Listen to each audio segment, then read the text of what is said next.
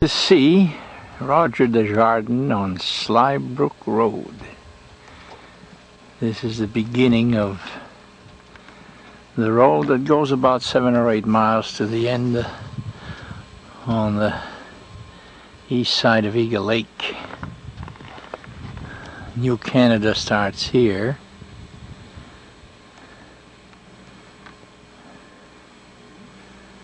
And Soldier Pond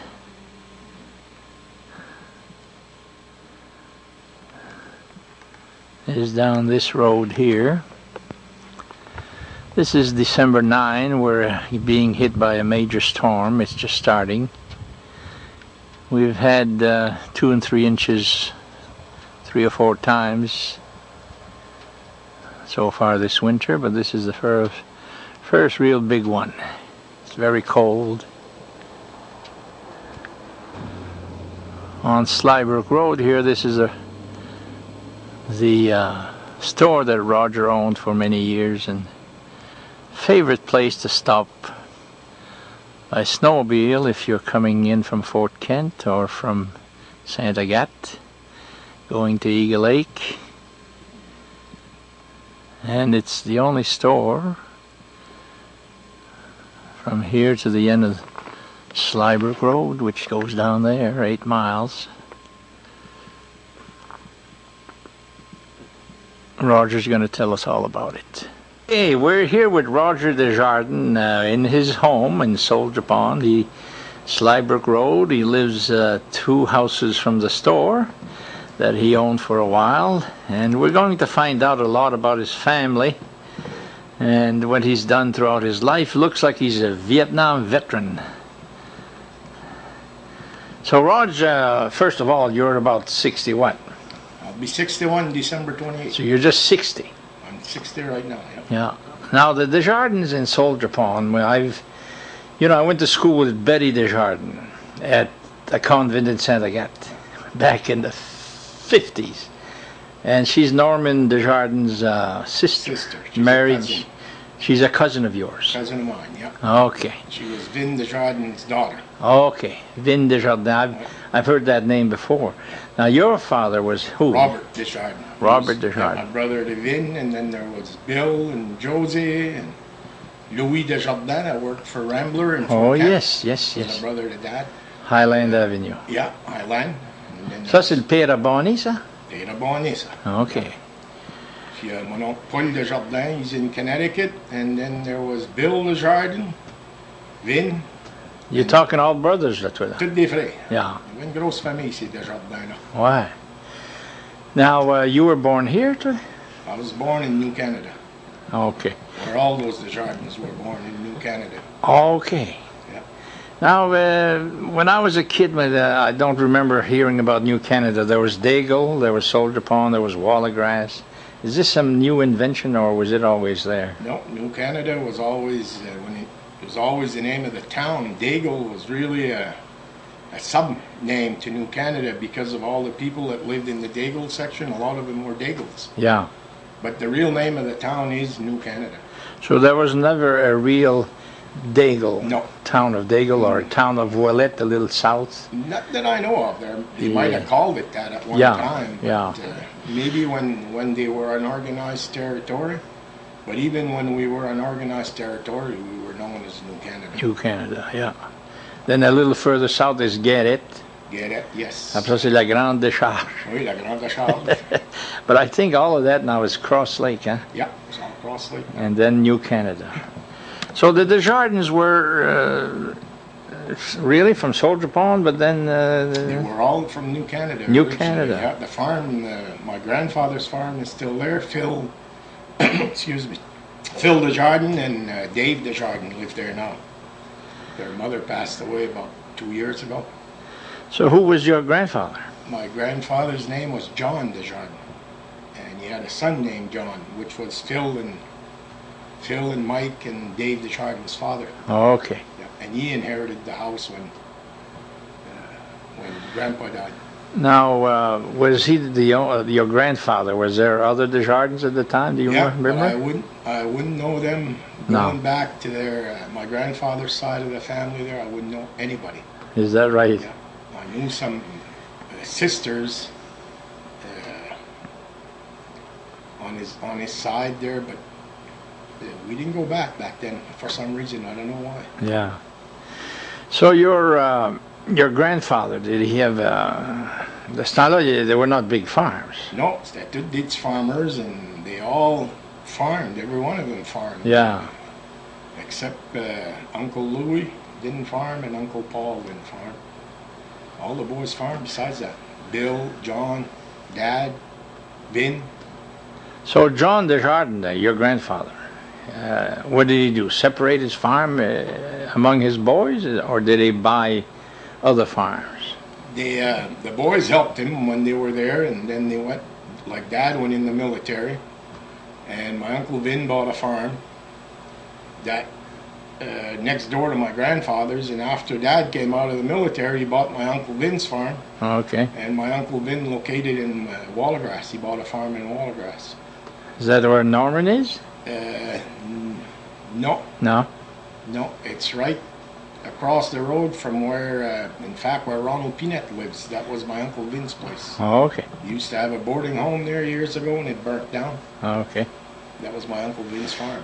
So your grandfather had how many kids, do you know? You can just name a bunch of them there. He had 12 or 13 kids, yeah. Is that right? Yeah, big family. And they all survived on a small farm, potato farm. Yeah.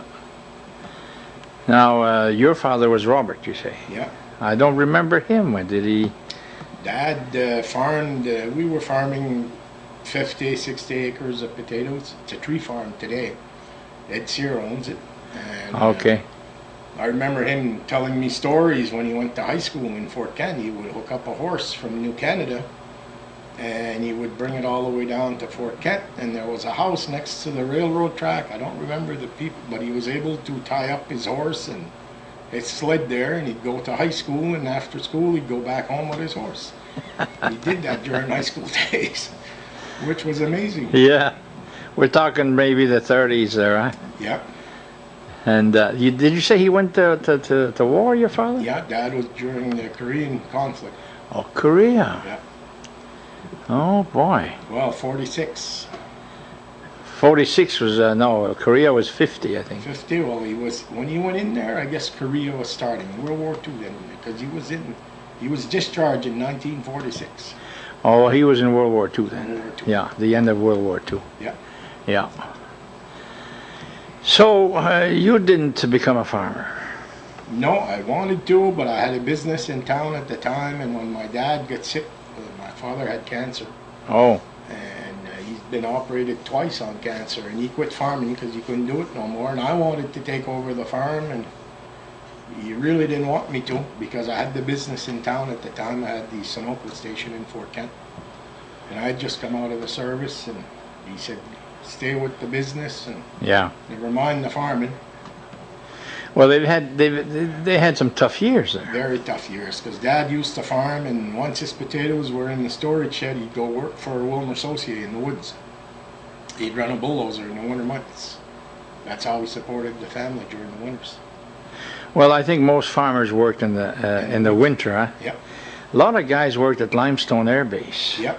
One of my uncles worked there. Is that right? Yep. They were all good with heavy equipment Yep. and stuff like that. I worked at Loring for 10 years when I had the store down here. Oh, is that right? Yep. Yep. So in the winter you'd go there? Yep. I'd work starting sometimes in November, sometimes in December, and we'd go all the way to March, sometimes in April. I worked there 10 years, and my wife would take care of the store with the boys and my daughter-in-law. Had to survive. We had to survive. Now, you were not alone going to Limestone there. No. There were quite a few guys from here, huh? I traveled with Eldon Thibodeau and Roland Tardy from Winterville. Okay. A good friend of mine. Both of them are good friends. And we'd travel that. We'd take our turns with our cars. And it wasn't too bad. We got used to it. How far is it? 60? About 60 miles, Yeah. 60. We'd take the back roads in Stockholm. Oh, okay. Go up through Stockholm. Yeah. take us about an hour to go up. Yeah. And always in the winter, so you had some tough times, I'm sure, huh? Oh, yes. We had some days when we didn't know if we'd make it to the base, but we'd make it because most of us had four-wheel drives. Yeah. So we'd get there. So what kind of work did you do at the base? I ran a snowplow on the pads where they used to park the B-52s and the fuel planes, the tankers. And they used to call that plow a nun. It was a 30-some feet wide plow. Wow. And it was like a V-plow. And it would carry snow all over the place. And we'd keep that. We'd use them to clean the pads where they'd fuel the bombers and stuff. I never worked on the runway. There was 3 crews. There was a street crew and a runway crew and a pads crew at Loring. Pads is where they park the planes. Parked the planes, and it was probably one of the best experiences of my life. Is that right? Yes. I really enjoyed it over there. The money was great. In 6 months, I'd make more money in, not 6 months, 4 months. I'd make more money in 4 months working at Loring than I'd do working 9 months in the woods when I was working in the woods. Isn't that something? Yeah. Yeah, that's a big loss to Worcester County. Well, that hurt us real bad. Yeah. It was like losing a city, because really Limestone was a city. Yeah. They had their own big hospital. They had, yeah. Matter of fact, when they closed, I think they had just built the hospital. They had just built the hospital, and they were advised not to build it by the doctors in the county, I guess. I don't know if they could see something coming, but a lot of the doctors that were on the boards in the county didn't want them to build a new hospital at Loring. They said they could outsource him to Caribou, Presque Isle, even Fort Kent if they had to. Yeah. But they went on and built it, and it was on just a couple of years, 2-3 years when the base closed. Yeah. In fact, the last year I was at the base, they knew the base was closing. The government was pouring in money to the buildings that were torn down a couple of years later. They were putting new fans, new air conditioning, new windows. It's unreal the amount of money that was spent. That's typical of government, though. Yeah, government waste. Yeah. They sure know how to waste it. Yeah, I've seen a lot of it over there, let me tell you. Yeah. It's sad to see that because we it's wouldn't. our tax money. Yeah. And we would never think of doing that No. ourselves, you know. No, because you try and save as much as you can. And I saw there 1 year that they had new stuff. They had it torn up to bring to the dump so they could get the same amount of money the following year. Oh, yeah. They would do that. Yeah. It's sad. So, Roger, you lived in New Canada, which is close to here. It's just up the road there. Yeah. And so you went to Fort Kent High School. Yes. And you graduated from there? Graduated in '66, yes. And did you work before you went to Vietnam? Not much. I worked on the farm with my father. I played sports. I think I played softball Yeah, with played you, huh? softball together. Yeah. And when I went to high school, there was a fight to play sports because my father needed us on the farm. And for me to play sports in high school, I had to come back home, go out and work. I seen nights work till 11 o'clock to take care of the fields and do my homework so I could participate in baseball and track, cross country, and basketball. We played basketball too. I think Yeah. I must have played with you Yeah, too. we did when we had the men's league in Fort Kent, Yeah. which they don't no more, but I heard they're starting one this year. Yeah, I think they play Sunday morning and maybe a night during the week. It's good. That's good. Tremendous The exercise. best thing we ever had. Yeah, you just run and run and run. Enjoyable. So you played sports in high school then, you Yes, I said, did. huh? Were you on the teams like in I was basketball? on the varsity team my senior year in basketball, but I was a cross country and track star. Oh, okay. I was a good runner. Can't do it no more, but I was then. Excuse me. So you come out of high school and you worked for your dad, and then did you called in the service or did you? I went, actually, after I got done high school, we went to work for IP up in Ashland. The 3 of us from Soldier Pond, Richard Martin, that's a town cop in Fort Kent, and Ken Desjardins and myself. We stayed there a week, and that was it for me. Headed out and went to work for Pratt Whitney in Connecticut. Oh, okay. And I started work at Pratt Whitney, and somebody came in and told me that I was going to get drafted to go in the military, so instead of getting drafted, I enlisted. And that was back in '66. Now, what was the advantage of that? You chose your branch of service? You could choose the branch of service, and you could choose the field you wanted to go in.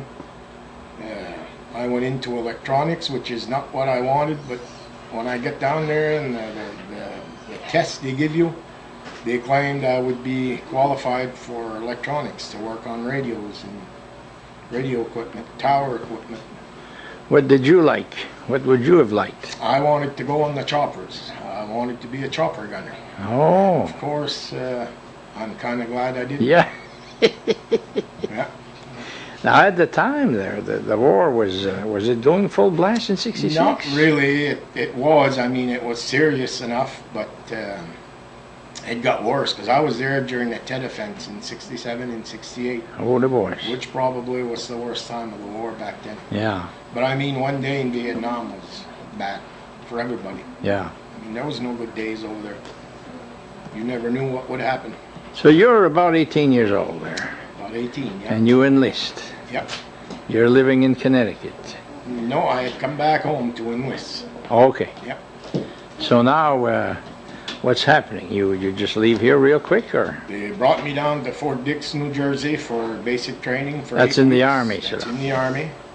And then they sent me to Fort Gordon, Georgia for radio school. I was there 4 months. And then I came out of the military for 3 months when my father got sick. He had cancer. Oh, so he got sick when you Yeah. were that young, huh? And they told me back then if I would have been drafted, they would have let me out of the military completely. But because I had joined, they couldn't let me out of the military. So I was home for 3 months to take care of my father's farm that year. Dr. Johnson had operated on Dad, and he couldn't work during the summer months at all. So I took care of the farm that year. And that was in '67. 67. Yeah.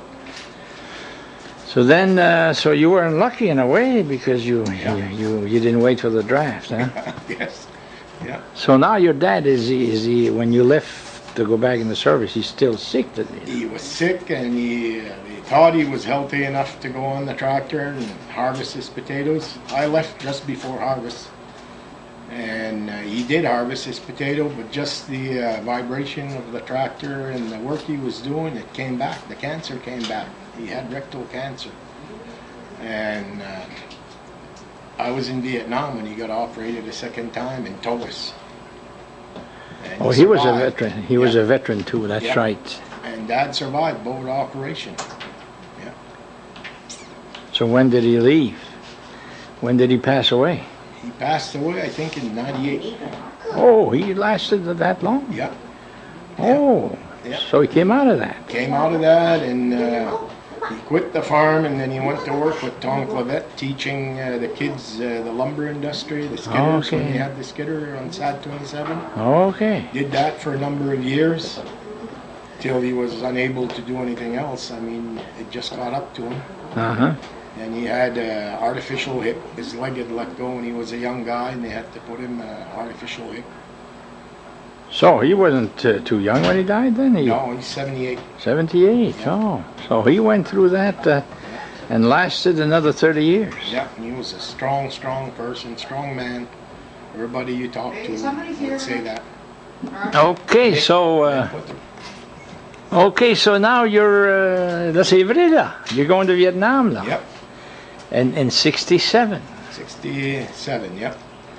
So what's your reception over there? I landed in, What do you remember about? I landed in Cameron Bay, and it's funny, the one thing I'll always remember, when I landed down in Cameron Bay, I got off the plane and I came face to face with Gary Wazin, that owns the Wazin Market in Fort Kent. Oh, He was leaving to come home. and you knew And him. I knew him. And what chances would you think of Isn't coming that off the something? plane in a foreign country? And he was going home and I was coming in. Now, was he all done? He never He went was back? all done. I don't know if, I think he was done the military completely when he left Vietnam, yeah. Yeah. Not sure. I Kinda. think he was, yeah. Kind of lucky that he left at that time. Yes. So now you're there. What do you do? Well, I stayed in Cam Ranh Bay for a while, and then I waited for my assignment, and I was assigned to the I Corps, which is the northern part of South Vietnam. I was assigned to Chu Lai, to the Americal Division. That's where all the action was, huh? There was some action up there, all kinds of action. Of course, back then in Vietnam, there was action everywhere. I had a friend down in the southern part of Vietnam, which was Phu Chi, which was bad. Oh, yeah? Yeah. It was in cities, most of it. Their fighting was around the cities, and especially during the Tet Offense. When they hit us during the Tet Offense, they hit everything. They hit the whole country. Is that right? Yeah. They hit all the big towns in Vietnam. Do you remember Saigon the- was one of the worst. Remember the date of the Tet Offensive? It was in December or January. That's why they call it Tet. That's Okay. their holiday. All right. So were you close to being... Oh, it was scary because we got bombarded. The bombs that came in, I mean, they hit the 23rd S&T, which was a transportation company, where I was probably maybe 3 miles away from that when they hit that gas depot. And when that blew up, we were in a bunker, and just the blast, the force of the blast, we had a great big door with sandbags, and that door just came, it swung and it closed right on us. We were 3 miles away from that blast. Holy. And James Lamore was with that 23rd S&T transportation. All their camps were on puncheons, and their camps had all fallen down off the puncheons because of the blaster. It was quite a show. James Lamar, that was... Soldier Pond that Here. you played ball with and everything. Yeah. We used to tie flies. Yeah, we were in Vietnam And together. played golf with too, huh? Yeah, he was a good golfer. Then. And he's gone. Yeah, he died of cancer. Yeah. So did you know he was there? Did you know him? I was in Vietnam before he came in, and he had been drafted. And I think I was there 3 months, and he actually left Vietnam before I did, because his time was, he didn't serve a year in Vietnam. His time was over in the military, so they sent him home. Oh. Yeah, but we were 3 miles apart, and we'd visit one another pretty often, as much as we could. Who else did you see over there that you knew besides There's a couple Jerry? guys from Maine. There was Wendell Hudson from Presque Isle, which, if you go back years ago, Wendell used to play music. He had a voice, it was unreal. He could sing, and he played a lot of times. He'd sing down at Martin's in Clare, Okay. dance hall down in Clare, and he had a band at that time. And the way I found him is I walked into, they used to call them camps, hooches. I walked in that hooch, and I saw a big state of Maine drawn on the floor, and there was a star where Presque Isle was. Ah. So I knew somebody was from Maine and was from Presque Isle, Yeah. and it happened to be him, Wendell. And we became friends. I had never known him before that. Did he survive Vietnam? Yes, he did. He did. He's living in Garfield, I think, now. Okay. And he's like, he has dogs, and Okay. he's a guide, I guess, a Maine Okay. guide. So what else do you remember about Vietnam besides the Tet Offensive where... The traveling in Vietnam was dangerous because a lot of times I did radio sites, and like Hill 29, 63, and I traveled to those hills to repair the radios, and I always had a teletype man with me at the time, because back then the radio communications we had was teletypewriters and radios. So it was dangerous because sometimes we'd leave after 5 o'clock. We weren't supposed to, but we always wanted to come back to the home base, and we took chances. We were young, and we take chances. And I You mean you remember leave the hill, the field site? Yeah. and you were not supposed to? No. And one day they had a showdown at our home base, an Australian band that had come in, and I had 2 guys from Cleveland that were with me, 2 young guys, and I actually was in charge of them, and I should have known better. And the guard at the gate didn't want us to go, but I talked him into letting us go so we could go see that show. And on the way back, we had about 35 miles to the home base, and our Jeep overheated and it stalled. And let me tell you, when you're in the middle of the rice paddies and it's getting dark, you want to get out of there. So we started hauling water with our helmets, and we put water in the radiator, and the two guys pushed, and we finally got that started again, and away we went. We made it. And that's the last time I took a crazy chance like that. So what would happen there in Vietnam? When it got dark there, some of these people, farmers and everything, turned against you. Oh yes, some of the people that worked for us during the day would bomb us at night. And you didn't know who they were? No. So how long were you there, Roger? I was there 1 year, and I worked crypto equipment, top secret. I had a crypto clearance, top secret clearance, because some of the radio equipment I worked in was very sophisticated and guarded, because it was important. It was like the head place, the brain of the base. And when I'd go there, I had to be escorted by guards, and it was quite a thing. So you became like an expert in this electronics business. I enjoyed it. When I was there, I became pretty good doing my job, yes. Really? Yeah. So this was because people would, the soldiers would communicate from one headquarters to another? And yeah. If they were in trouble, they had to tell them, come and get us or something? That's right. And those hills, that's the only communication they had, was the towers. And when they come off air, I've seen many times we'd have to take a chopper, and they'd bring us to the hill with a chopper so we could put that radio equipment back on air. So they knock off those towers? They'd knock them off, or the radio equipment would overheat because it was hot over there. And the equipment I worked on was big equipment. It was capable of overheating very easily. Yeah. So when I'd go up with the helicopters, we'd bring spare parts, and we'd basically know what went wrong. We knew what went wrong with the machine most of the time, so we'd bring the spare parts and we'd repair it. And we'd sleep overnight up there, and they'd bring us back to the base the next morning.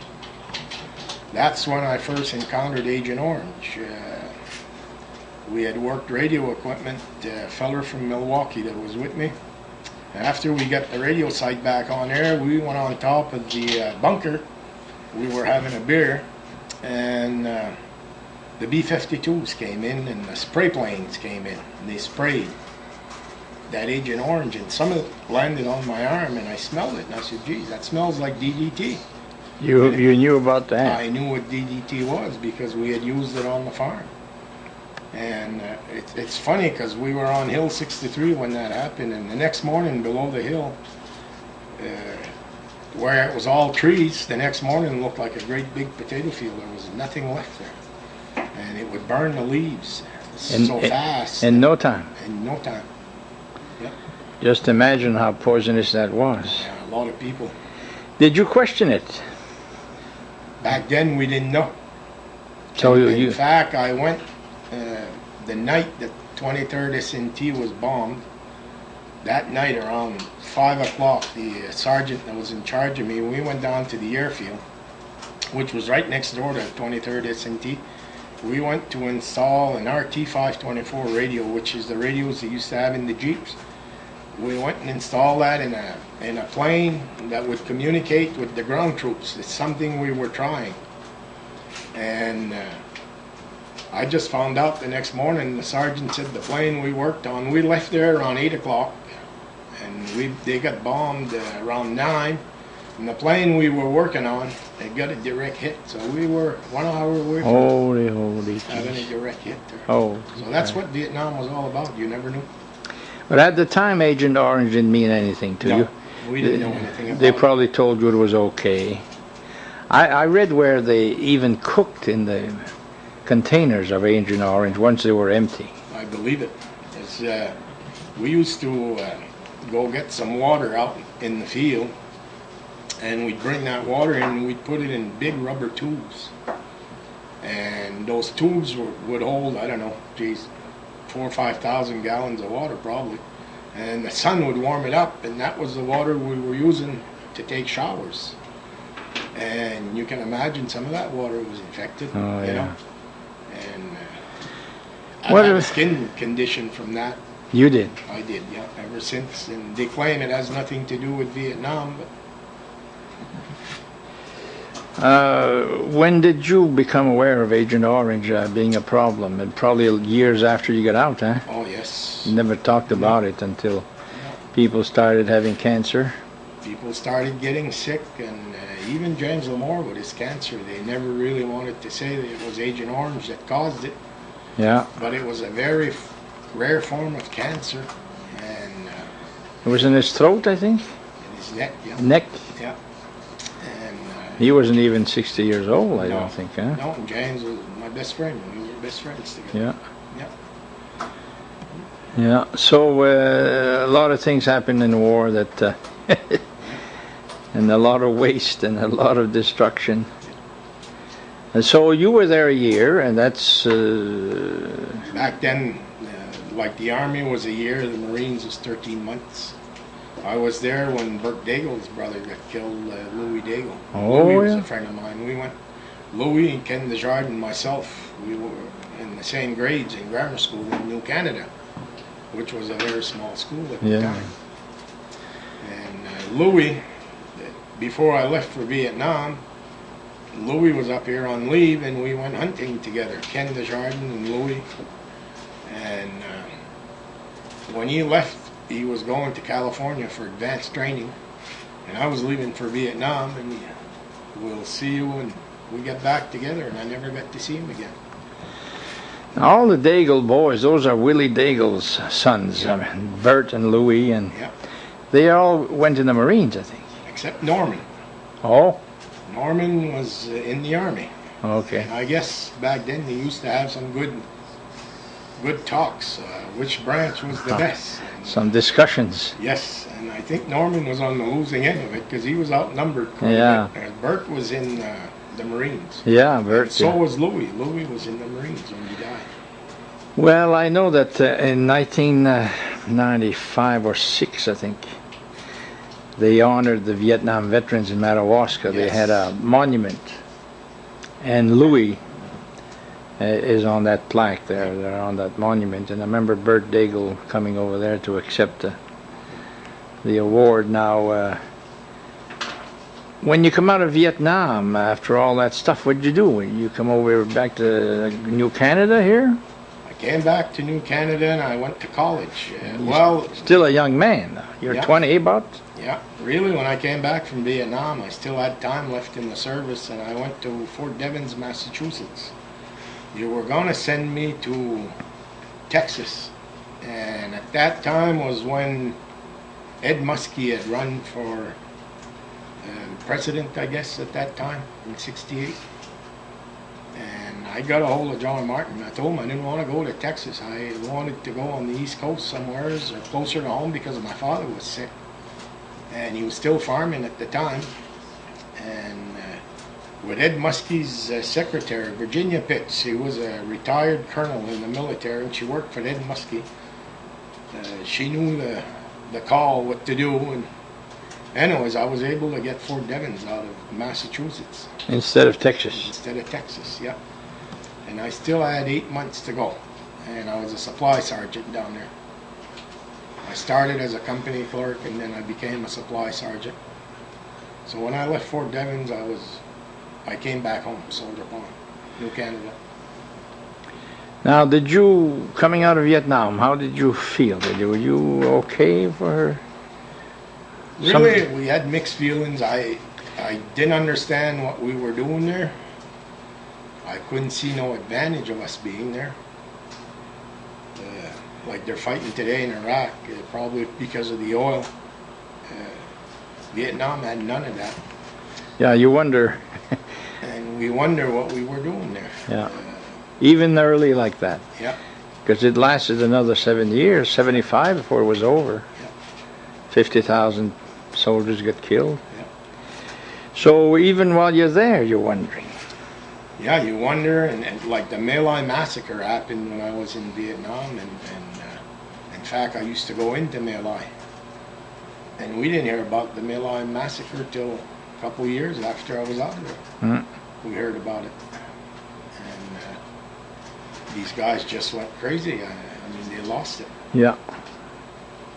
Now, we hear a lot of stories about soldiers coming home and, not being appreciated. Was it that had started when you come out? Oh, yes. So it was not popular way back? No. No, that was a big thing, and even when I went to college, when I came out of the military completely, I went to college in Fort Kent, and I just couldn't, it wasn't too bad in Fort Kent, but there were still times you'd get some stuff, thrown in your face. But going to school at the time for me I just couldn't handle it. I had too many other things on my mind. Back then we didn't know what we had, but it turned out probably to be PTSD, I don't know. Yeah. It was a crazy war. Yeah, people were really mixed up and everything. And then, so they knew at UMFK that you were yeah. It was not called UMFK then, huh, was it? Yeah, at the time. Fort Kent State? Fort Kent State College, yes. Fort Kent State College. Yeah. So they knew you were a veteran, and some of them really... A couple. It wasn't too bad in Fort Kent. Yeah. The worst thing that occurred to me is I stopped in when I came back from Vietnam. I stopped in to see my sister in Connecticut, and her husband was a martial arts expert, and he used to teach martial arts to the Bristol police, and he took me to the Bristol police ball. And of course, before we got there, we stopped in some bar down there, and they really got on me because I was wearing my uniform. And he wanted me to wear my uniform. I didn't know. Yeah. And that's all he wanted. He wanted to have a good time, and he did, let me tell you. It was a big fight there. Is that right? Yeah, and they were mad because I was wearing a uniform. Isn't that something? Yeah. No, boy, that must make you feel strange. I didn't know at the time, but after that happened, I says, bring me home or bring me to your house so I can put civilian clothes on. I didn't want to have no more fights. Because, after World War II and even Korea, people were proud to be a soldier, and you saw somebody in uniform and you appreciated them. But Vietnam was just the opposite, huh? It was, I don't know, the people of this country, I guess, didn't want to be in that war. There was something there that they just didn't want to see the American boys go to Vietnam. And of course, there was a lot of kids being killed over there. Yeah. 17, 18, a lot of the families in this country were affected. Yeah. It was affected up here when Louis died. Big thing for this small community, lose somebody. And then Ben Michaud, which was in my class, Benton, from Fort Kent, he was killed in Vietnam. So, I mean, you think of these guys all the time. Yeah. So you talked about a condition here, PTSD. PTSD, what's that? Post-traumatic stress disorder. Okay. They probably didn't want to admit that at first, and when did you become aware of it? And I didn't become aware of it till I went to the veterans thing at the high school in Fort Kent. And when was that? Holy jeez. That was back in the 80s. Really? And late 80s. 20 years ago. Yeah. And I tried to speak in front of the audience, and it was hard for me to do so. And I didn't understand why, because I was known pretty well, and I used to get around pretty good, and all of a sudden I just couldn't speak to these kids. You were talking to the students? I was talking to the students. And Flashbacks? Flashbacks and stuff. When we first got married. What years did you work at the base? I opened my business in 87 here in Soldier Pond, and I went to work that year. And I worked till it closed. All right. Yep. Now, you say that 87, huh? Yep. So, when you come out of school there, you try to go to college, and it doesn't work. No. I came out of school. I met my wife, we were going out then. I started working for Grant's Dairy in Fort Kent. Grant's Dairy? Yep. Oh, I boy. was driving a truck, delivery truck, and I did that for a year until I took over the Sunoco station from Fred Saucier in Fort Kent. Fred, that's Wilfred's That was boy. Wilfred's boy, yeah. Okay. And I ran that 4 years, and I was young and crazy, probably. And that's really, being that young and being in business and with all the background I had and the things I was thinking about, I didn't belong in a business. So I left there in 4 years. I just couldn't take that no more. So this was a Sunoco station that just closed there? Yes. The gas just, they just took yeah. the gas away. It's the Irving station now. It's the Irving. Oh, yeah, that's And right. Andy has. Andy Terrio. And the Italio's got that now. It's called the Irving station. Right. Before that, it was a Sunoco. Yep. You bought that from Fred I Saucier? took over the lease from Fred Saucier, and I ran that 4 years. Aroostook Petroleum out of Caribou that Okay. ran it. And back then in Fort Kent, gas stations were very common. There was some everywhere. Yeah. IGA had gas, and it was a hard business. Yeah. But I had some real good customers, like the funeral homes, and a lot of the people from Allagash were good with me for some reason. I don't know why. I had a lot of business from Allagash, and I survived there for 4 years. But it was a tough business for me because I was still back in Vietnam sometimes. So, your wife just mentioned flashbacks there. When did you get those? Oh, when I first married, nights I'd wake up and I don't know if I had hit her or. Oh, I got beat up many times. Yeah. It was just you just wake up and. That sounds like sweats. somebody else I interviewed. Sounds like Lionel. Yeah. Yeah, I can see Lionel where he comes back. You know, Lionel went through a lot more things than I did. But just being in Vietnam, I mean, you were around that stuff all the time. You saw dead bodies. Yeah. You saw guys get killed. I was on choppers where they transported dead bodies. They were alive when they got on, but they died. So it was that came back to you years later, and it still does today sometimes. I believe. Still have some dreams of that today. Now in Vietnam, the soldiers, did they feel that they were doing this for no good reason, or? I think a lot of the combat soldiers probably felt it more than the guys that were supporting them because they were in it every day, and I don't think they could see a rainbow at the end of it. It was a never-ending thing for them. Then there was no front line. There was No. all around you. You know, they'd just grab you and Yeah. they'd drop you anywhere they wanted to, or where they thought the enemy was. Sounds like Iraq too, huh? Same thing. Yeah. Same thing. How come we don't learn? I don't know. I thought we would have learned. Probably do it because for some other reason. Because, you know, right now they're talking about building up the troops in Afghanistan. Well, Oh, if you boy. remember, My when God. we were in Vietnam, Russia was in Afghanistan. Yeah. And, you know, that brought down Russia. Yeah. Afghanistan actually brought down Russia. They lost a lot of equipment, a lot of men. And Russia never won the war in Afghanistan either. Nobody ever did. No. The English years ago, and No. and nobody ever did. There's nothing there except mountains and caves. And, Mountains and their poppy. They grow poppy over there. That's Yeah. how they make their living with. yeah. And they like to fight, I guess, or Yes, something. a lot of them.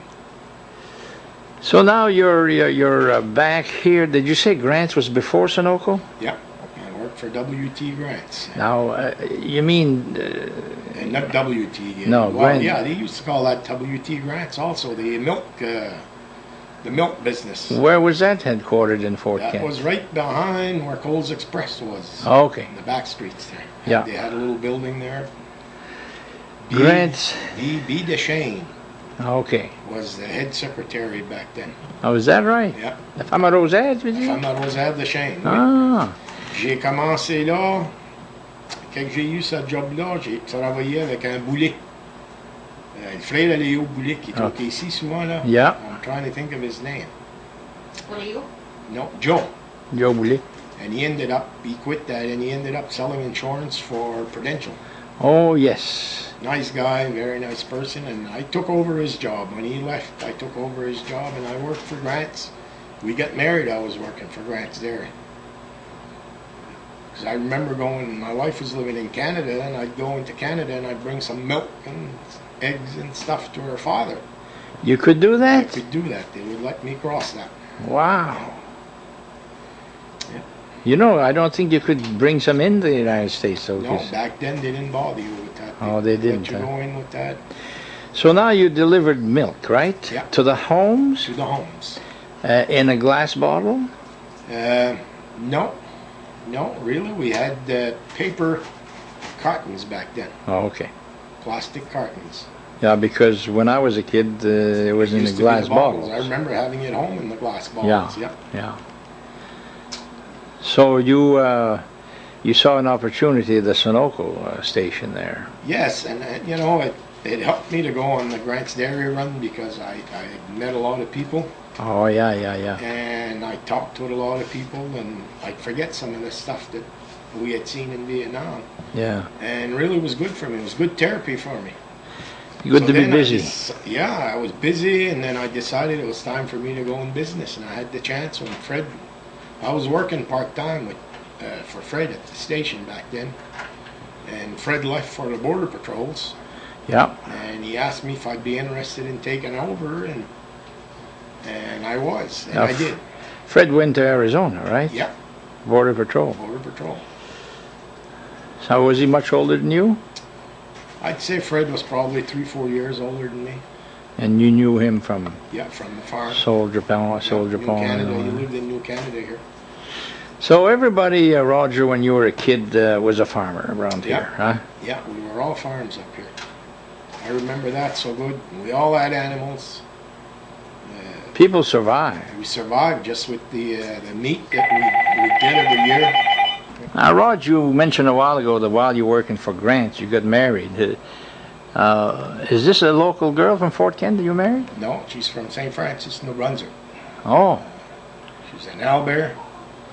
They had a big family. And we, in fact, I married. She was only 17 when we married. is that right? Yeah. How old were you? I was 21. Now, is it the Alberts that they had a tree farm? Does that? No. No. What would they? His father used to work for, he worked in the lumber camps for, on the drive when they had the drive. Her father. Her father. She was the youngest one in the family. And her father, when I met her father was disabled. He had a couple of heart attacks and stuff. But he used to work on the drives for Irving. Oh, okay. And I remember him talking about the old man Casey Irving, Oh, meeting him on the drives, yeah. on the drives and so forth. Yeah. So she was from a big family. Yeah. They had a big family. Yeah. Do we know her brothers or anything? No, they all, her brothers all left. Most of them went to Toronto to work. Oh, okay. And her sisters married and they went to Connecticut. It seems like we populated other areas, huh? Oh, yes. We had big families. They all went to Connecticut, Yeah. and in Canada they went west. Yep. She Yeah. had a brother that just died recently, 57 years old, and he was a welder up in Vancouver. Is that right? And he had a bad shoulder for a number of years. And he went down in August of this year. He went to get checked at the hospital in Bathurst, New Brunswick. Yeah. And they found out he had bone cancer, and in 35 days he was dead. Holy. That's how fast it went. Oh. Now, you have a family? Yes. What do you have for children? Got 2 boys. 2 boys? Yep. They're getting along? They're not kids anymore, huh? No. One's 37, one's 36. Is that right? Yeah. One works at John Deere, Kelby. He's a mechanic at John Deere in Fort Kent. Okay. And Scott has his own machine in the woods. Okay. He's got a fellow buncher. They're both living around here. They've always lived around me. Well, that's good. You're lucky. I know that. Yeah. So now you're Sunoco. You don't seem like you just had it 4 years. Like you say, it was kind of tough. You had good customers, though. I had good customers, and it was tough because I was still in the party mood, and Oh, yeah. you know, I should have been in the business mood. Okay. And You didn't take care of business. No. And back then, a lot of the things we do to get out of our dreams that we were having in Vietnam, we'd drink beer. Yeah. And I drank enough in my young days. Yeah. I don't know more, but it was tough. Well, I think Vietnam really changed our world, huh? Oh, it changed the world completely. It changed me completely because I was into politics big time when I went to high school, and you know, I was really interested in that stuff. Yeah. And when I came back from the military, I stayed away from it. Yeah. So you were still in the early 70s there, and you're giving up your Sunoco.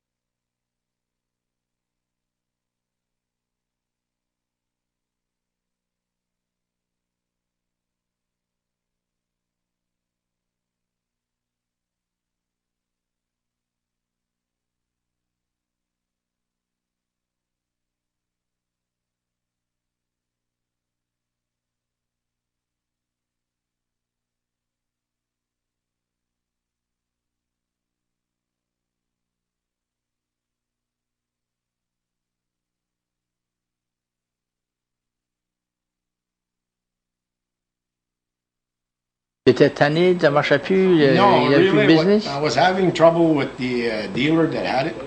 He didn't want me to sell oil other than Sunoco oil. He didn't want me to sell tires other than his own tires. So I was being told what to do, and I didn't like that. I didn't like that. No, I wanted to go on my own. I wanted to sell different kinds of oil, like Gulf and Kendall. And en tout de suite, les fermiers à ce temps-là, c'était des gros Quaker State. Oh, yeah. He didn't want me to have Quaker State oil, this and Who that. was that? He? The guy that owned the outfit in Caribou. Oh, okay. Yeah. And he owned the building? He owned the station? The building, and I tried to buy it from him, and I had gone to see Dick Morin at the bank, and he wanted $100,000 for the building. At that time, that was a lot of money, and I could have probably got like $70,000 from the bank. And when I found out I couldn't get the $100,000, that's it. I'm out of here. Okay. And he ended up closing the place for 4 or 5 years, and I think Carol bought it for $35,000 or $36,000. Is that right? Huh? Yep. Yeah. He got a good deal on it when he bought it. So, in the woods, là, c'est de la grosse ouvrage. Là. Oui, c'est de la grosse ouvrage, mais ça et tout, c'était bon pour moi parce que j'étais sans boule. Puis j'étais tout seul, puis j'avais personne qui me baudait. And for me, that was good therapy for me. And I build roads, that's what I do. And I enjoyed that. For Irving? I did that for Irving, I did that for Up North Core, and I did it for Pinkham Lumber. Pinkham Lumber was a very good experience for me because we'd build bridges, we'd build culverts. It was never the same thing. We had a gravel crew, and in the winter I'd drive a log truck for Pinkham. Oh. Hauling log, tree-length logs. Oh, is that right? Yeah, so that I really loved it over there for the years I worked. And when I left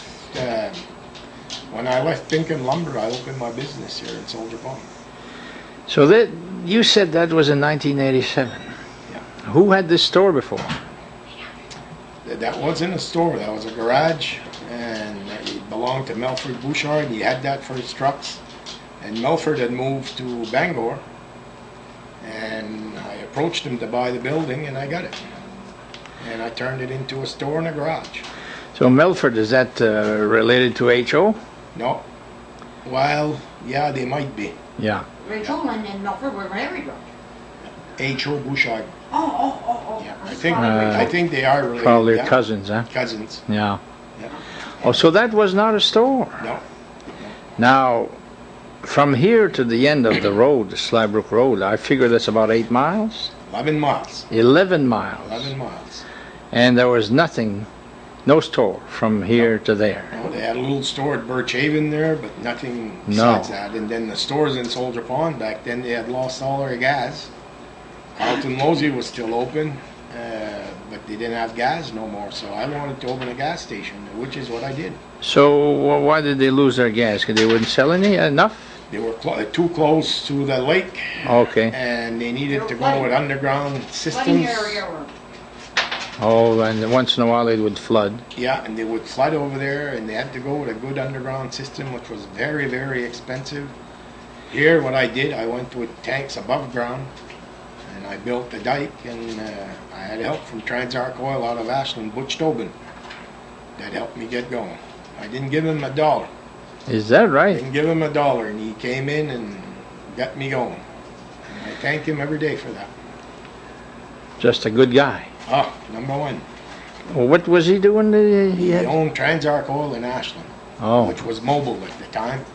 And I had approached the outfits here in Fort Kent, Exxon, and Daigle Oil, and back then they weren't interested in getting other small stores, I guess. And I went to see him in Ashland, and I knew him from my college days, because when I went to college, he was going to college in Fort Kent, Butch. oh, is that right? Yeah. So, and I told him what I wanted to do and what I wanted started, and he came out and helped me.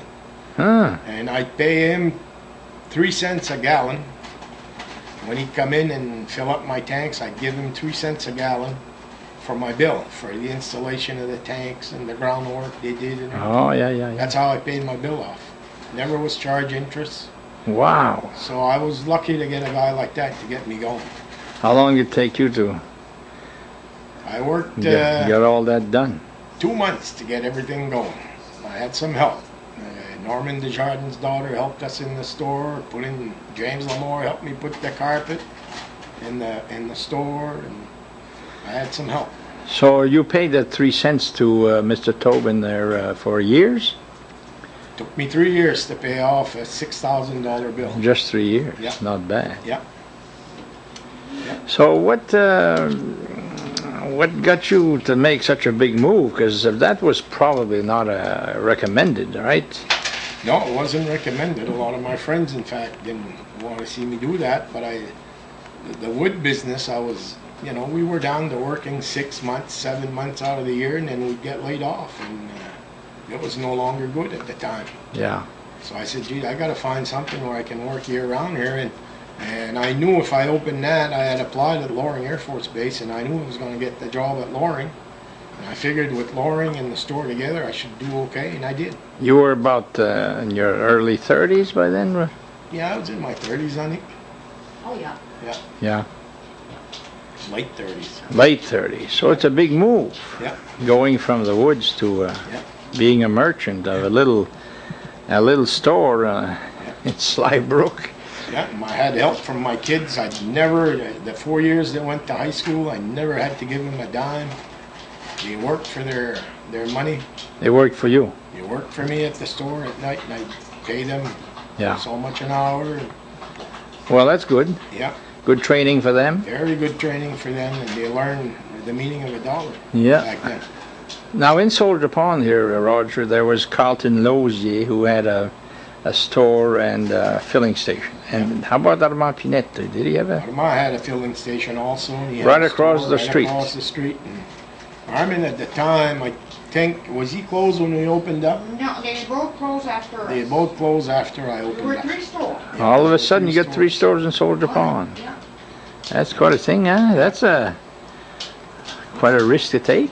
It was a big risk to take, and I don't regret it because it was a very, very good business. And my wife worked hard in it. She put in a lot of hours. And Tu n'as des chums, t'étais pas tout seul, hein? des Non, animaux, on amasse, c'est on amasse. On amasse. Oui, J'ai 4 chats puis j'ai 2 chiens. Tu vrai? Oui, C'est bien trop. oui. Ils sont tout le temps près de moi, ils me restent pas tranquille, hein, ni non. Ben, c'est beau, c'est beau. Les strings. Tu t'ennuieras pas. C'est du bon thérapie. So now you open this store, and you're the last store for 11 miles on Slybrook Road. How many camps do you think on this side of the lake? All it is, there's Huh? a number of camps, and Was, The reason I opened that up, I used to live right across the lake in Soldier Pond, and I used to have a deck in front of my house, and Sundays we'd sit down there and barbecue, and I could see the traffic on Slybrook Road on Sundays. you were on Route 11. No, I was right in Soldier Pond, right Oh. across the little pond, right across the bridge. Oh, okay, okay. And I could see the traffic come down and go up and come down, and I kept telling myself, geez, what a place to open a business, you know, Yeah, and what yeah. a place for gas, and I kept talking about it till finally I did something, and I bought it. You bought it and you had to create it too. Yes. It wasn't a store. No, No, we didn't even have a place to, No. we put an apartment. the on first top. winter I had my house and I had an option to rent it, so I did, and the kid wanted to buy it, so we had an apartment up above the store that was not finished. And I had cupboards put in, and I had some sheetrock work done Above the And- store. above the store, and we lived there the first winter. We had a great big tank in the garage. It used to be an old oil tank, and that was our furnace. That was our heat. We almost froze there the first winter. It would create enough heat for the store, but upstairs it was cold. So I ended up buying a trailer furnace to put upstairs in my apartment. Oh, so you it had would to. keep warm. Yeah. Eventually, I got better system going years after, but when we first started, we didn't have any money. Now, your house, you say, was across Soldier Pond? Yeah. Okay, and you rented it. I rented it to a guy, and I bought that house. I had the Sunoco in Fort Kent when I bought that house from an old lady here in Soldier Pond. We had just married. Annabelle, no, pas Annabelle, Lily. Lily Daigle was her name, and she sold me the house. I didn't have to buy no dishes, no Oh. utensils, no bedding, nothing. The only thing she wanted out of the house when I bought it was a recliner and a lamp, which I agreed to, and I bought the house for $4,700 back then. And like I said, everything was there: the stoves, the furniture, the beds, the chairs, the TV. 47. $4,700. C'est vrai que... Pour Ouais. 5 de se marier, ça fait qu'à ce temps-là, c'était une grosse affaire pour nous autres. Ben, 'Cause yeah. we would have had to buy all that stuff. Yeah, yeah. So I didn't have to buy Well, you have some luck too, huh, as well. that was a good turning point for me. Yeah. That was, So now you start this business in Slybrook. Comment t'appelais ça? Il y avait un nom, ça, ce magasin-là? Lake Road Grocery. Lake Road Grocery. Puis là, comment tu commences ça? T'as du canage? Union Outfit qui Sear Brothers that was Okay. delivering meat that just decided to go into the store business like Susie's used to do in Fort Kent. Oh, yes, wholesale. Wholesale. And they set me up with the canning and the jars and everything we needed, and it was a learning experience. Les premiers 2-3 mois, là, c'était pas le fun because we had never done that. My wife had never done that. Even running a cash register for us was new. But we learned real quick, and it was surprising the first couple of weeks I was open. I couldn't believe it, you know, the amount of people I was getting. And we opened for Memorial Day weekend, which was a good weekend. Yeah. And at that time in Soldier Pond, nobody was serving coffee or donuts or stuff, and that's something we started off right away. Right away. Right away, and we did. They're still doing excellent. it. They're still doing it today. Yeah.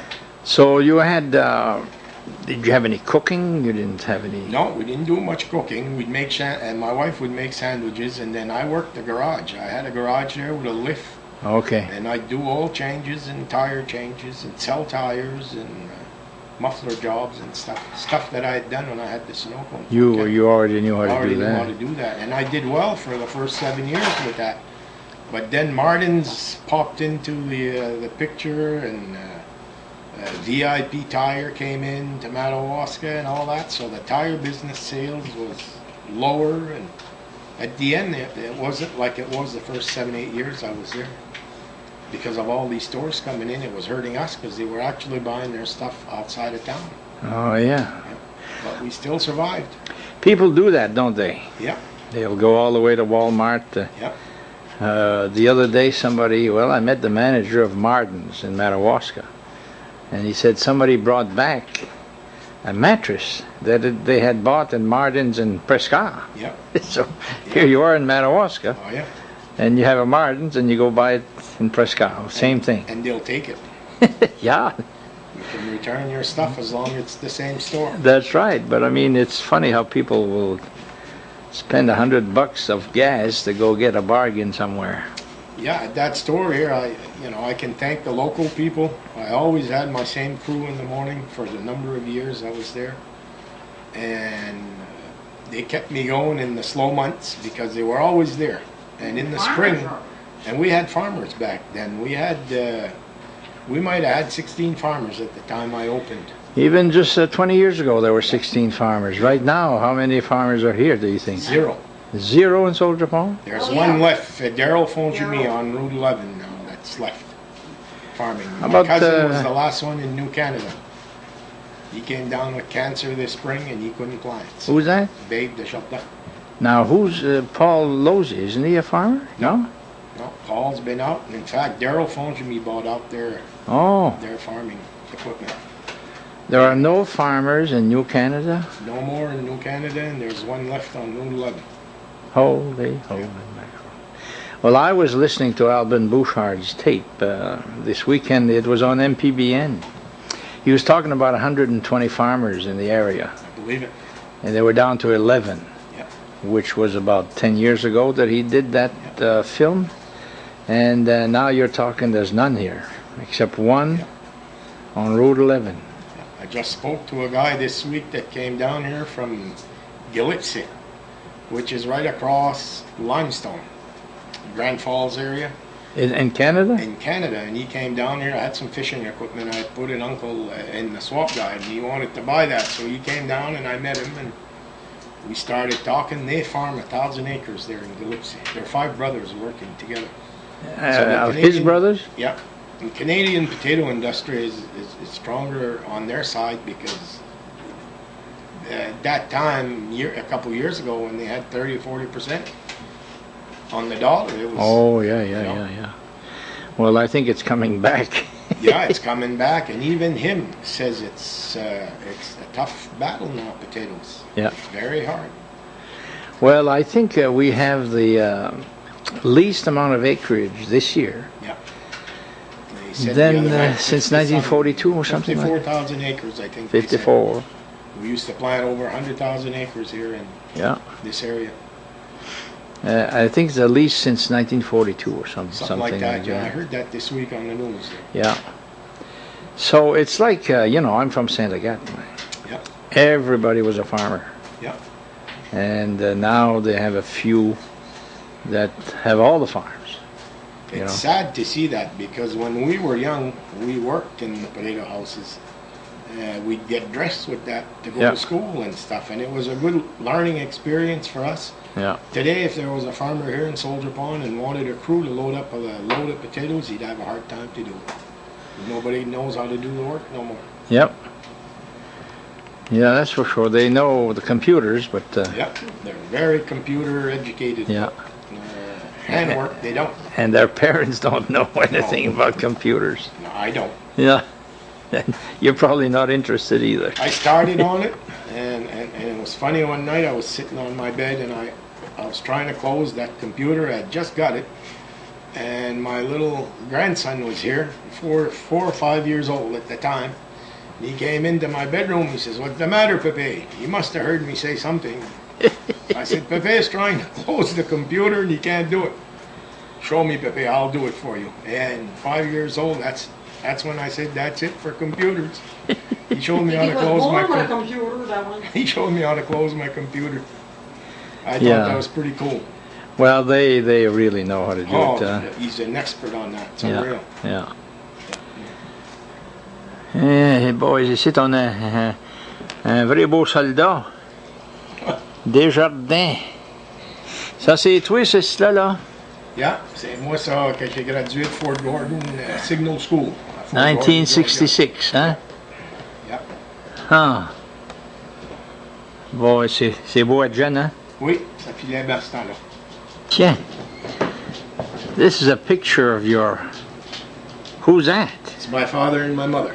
Now, your father was in the military, as you said a while ago. Yes. The end of World War II, ça là. Yep. Robert Desjardins. Ta mère, elle, c'est qui était, non? She was an Albert from Eagle Lake. Oh, is that right? Oui. All right, so they... Bon, il te ressemble, hein? Oui, il me semble. Toi puis lui, vous êtes... you were both young at one time. Oh, puis elle venait d'Eagle Lake. Oui. Now, how many children did they have? We were 7 in our family. 7? Yep. Were you the oldest? Nope. I'm the third one. Okay. Got a brother that's older than me, used to work for Maine Public, Bob, in Fort Kent here. Lives in Vermont now. Oh, is that right? Yes. I have a sister in Connecticut, and I have a sister that died right after me. And I've got Joel that works for Up North Corps in Fort Kent. That's my brother. Oh, Joel is your brother. Joel's my brother. That's He works ça, je savais for pas ça. Channel 4. I didn't know that. Yeah. And then I've got Glenn, that's a brother. Now, your mother was an Albert from Eagle Lake, you said, Yeah. huh? Okay.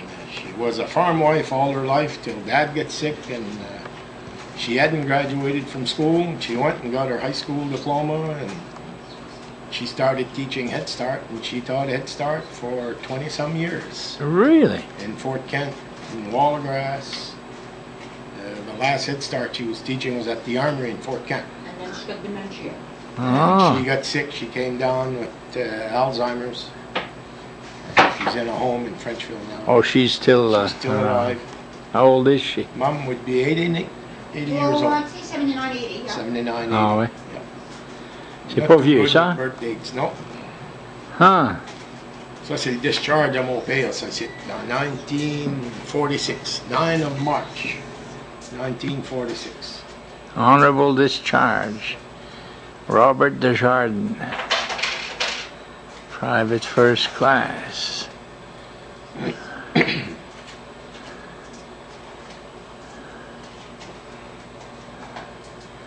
So, lui là, he was not in the middle of World War II. Là. It's like, The far end of it or something, he Yeah, was more or okay. less there for cleanup, he said, and Yeah. dead bodies and stuff, from what he told us.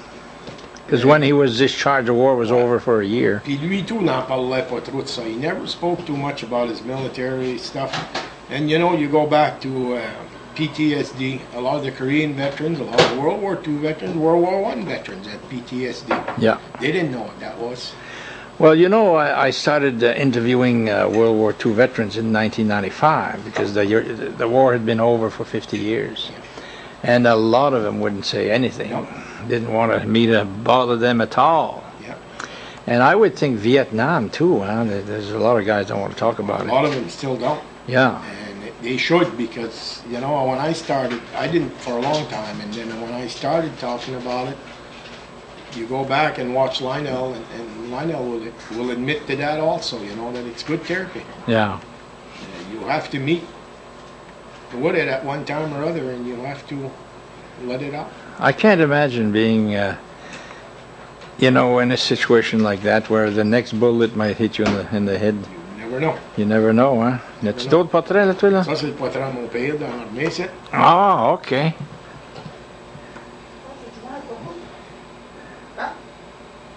C'est Mozambique. Tiens. Ça, c'est les deux autres gars qui ont joigné l'armée. Tu vois là, peut-être bien pas bien, mais ils ont joigné l'armée ensemble sur le body plan. Puis là-dessus, il y avait Arnold Saucier, puis il y avait Bob Gagnon. Il appelait Coton. Gagnon, Fort Kent. Son père avait la chouchard. Oh, yeah, ben c'est le père qui appelait Coton, ça. Oui, ben. The son also got that name, Yeah, hein? toutes les sons, ils appellent tous Coton, for some reason. C'est toi, puis Coton, puis qui d'autre, t'as dit? Arnold Saucier. Arnold Saucier. Arnold Saucier, son frère travaille pour la state, Dana. Ah, The OK. state plow truck lives on Okay. Market Street, and her mother, his mother lives on Market Street, in fact. So you went... Lui, ce Saucier-là, his father used to work for the Postal Service oh, in Fort Kent. c'était pas Gerald. Oui, je pense que oui. Gerald Saucier, Oui, yeah, Gerald okay. Saucier. There you That go. was his father. So you were here when you joined the Yeah. Army. Yeah. So what was this buddy plan all about? Well, you were supposed to stay together while you know, while you were in the service, but that was just for basic training. Ah. We found that out after basic training was done. I went one way and Arnold went the other, and so did Bob. We all separated back then. So this was just for basic training. They didn't tell you that? No. But years ago, a long time ago, if you joined on the buddy plan, I guess you could stay, if you were in the same field, you could stay together all through your term of military. Yeah. And that's what we thought we were going to be doing, but it didn't turn out that way. So your store, Roger, did it grow? I yes. noticed you, after a while, you had some food there, right? Yeah. I started out, I put an extension to the side of it so I could have the guys come in the morning and have donuts and coffee. You had like tables and tables. Chairs. Yeah. And then they used to have some card games there in the afternoon and stuff. So it was a hangout. It's a hangout for the town of Soldier Pond and New Canada. Yeah. You had your regulars that popped in every day. All the time. The same people always came in. They were very good customers for me, and I'll never forget that. Did you have a pool table there? Yes, we had a pool table for about 3 years. Then pool playing got outplayed, I guess, with skidoos and four-wheelers. Now, you were right in the middle of it when snowmobiling got to be, let's say, not popular, because it was popular for 20 years before that, but it got to be where the trails were nice and better, and went right by your store, huh? Yeah, and that's when I got involved with Slybrook Snow Rider. I became treasurer of the club, and we decided, we had meetings, and we decided to build a clubhouse and stuff, and I was very, very active with the club. So you're right in the middle of that. Yeah. It was good for my business, and you know, I had a bulldozer. I worked on trails for them, and all they had to do was pay the diesel, which they did, and I'd use the tractor, and did quite a bit of work. Odini Bosse did some with his bulldozer. Herman Debray. Yeah. These guys were involved too. I remember that. Yeah. Odini, as a matter of fact, drove the groomer, huh? He built the tractor, our first groomer, the big one there. The tractor, he built it himself, him and the boys and everybody that helped. You know, Norman Terrio was around to help him. Oh, yeah. A lot of work, many, many hours. Yeah, because I think all the snowmobile clubs around needed tremendous amount of volunteer work. And then the guys, a lot of them were from the farm, so they knew machinery. They knew machinery, and then you know, Odini was a good welder, and his son, Joel, was a good welder, and he worked a lot on that. If it wouldn't have been for them, we never would have got that groomer. Yeah, because of the hours. You can't imagine the amount of hours they put in on that groomer. Yeah, plus a little town like Soldier Pond here. C'est une grosse affaire pour nous autres, parce qu'on n'avait pas d'argent pour aller s'acheter un groomer. Right. They did now, they do now, because, you know, years, they were able to pick up money in the benefits we made out. In fact, I was the first one that started the Labor Day party. Oh, yeah. We had, puis pas de monde a d'autres envie à ce temps-là, puis on avait toute peur de ça. On va perdre notre chemise, on va perdre notre chemise. Ben, if we don't try nothing, it won't make anything. And the first year we did that barbecue, I think we grossed like $2,500. We couldn't believe that. That was the most money we had ever made. And it's been an annual thing every year, and I've seen years they've gone up to $6,000-$7,000. Is that right? On that barbecue. So that's a barbecue. Is there a dance with that? There's a barn dance with that. It's held in an old barn, so it's a good time for the guys. They enjoy that. Still going on. Still going on. They've had it ever since. Yeah. And I remember the first year we did it. It's a chicken barbecue, and we were all new at it, and we didn't know we had to parboil our chicken before we barbecued that. So let me tell you, we had some complaints. Chicken wasn't well cooked or something. But we learned real quick. The following year, we knew we had to parboil our chicken, and they have their lobster feed. Yeah, they've done lobster feed since then, and they've kept going. Yeah. I'm out of it now. I can't because of my health and stuff. But. Now this Slybrook clubhouse is how old now? Do you think? Holy jeez! The first one was built. The kids were in Colorado. 20 years. Yeah, I would think so. I'd say for sure. Now- 38, I'd say about maybe 18 years ago. 18 years, I would think. The first one burnt, of course. Yeah, I had forgotten that. When did that burn? The first year we built it. Really? Yeah, in fact, we were not quite done on it, almost all done on it, when it burnt. And we never found out what caused it. You don't know what caused it, or? No. And they started all new and built another one. Now that thing is opened year-round, is it? Year-round. In the summer, do people stop in there? They No. use it for functions in the summer. A lot of people use it for weddings and birthday family parties, family reunions and stuff. And then they have a couple functions in the summer that Well, they they've been give out. doing it for funerals right now. And they're using it for the funerals right now. Really? Yeah. Now I noticed the Lions, I think, had their summer outing there a few times. I think so, yes. In fact, I was there at one of their Lions outings. Yeah, because they have it on the beach in Eagle Lake, but oftentimes it would be lousy weather, Yeah. raining, cold. So then, so now they're doing it there, I think. Yeah, and they added on an addition, like a carport on the Yeah, front of it, and that's a big thing in the summer, if you want to be outside yeah, and it's raining, you're still underneath a roof. that's right. It's a nice building. Now, one of the things about Slybrook Snowmobile Club, it's always open. Yeah. Isn't it? I mean, you stop there, there's nobody there, but you can go in. Yeah, the kitchen is locked, but it's always open, and they used to have a soft drink machine in there and whatever, If you want to stop in, warm up, play cards, watch TV, it's there. It's open. So, how is that heated? They've got an oil furnace in there. Yeah, and that's heated year round. I mean, whenever they need it, it's there. Isn't that something? Yeah. Now, that's quite a thing, you couldn't have that everywhere else. Anybody ever break in and do some damage? They did a couple I of think times. they had a couple break-ins a couple of times. Nothing serious, but Yeah. they broke in. I know at Carter Brook they had some problems Big there. problems at Carter Brook. Yeah. Again, over there's nobody to supervise it. And there's no reason for that. No. You take all these people that work for the snowmobile clubs, they all work for nothing. Yeah. It's all voluntary work. You take a guy like Duty in Fort Kent that's done a lot, you know that. Yeah. All these guys put in many, many hours, they don't get paid. And then you have some young feller, or it could be an old feller, that goes in and breaks in, and Yeah. they spoil everything. It's not right. We don't need that around here. Well, the majority of snowmobilers don't join the clubs. Yep. They're the ones who cause problems. They go on somebody's land that they're not supposed to, ruin it for the others, So it's always like that, but we have to keep going. Years ago, I remember when I was in the clubs, we wanted mandatory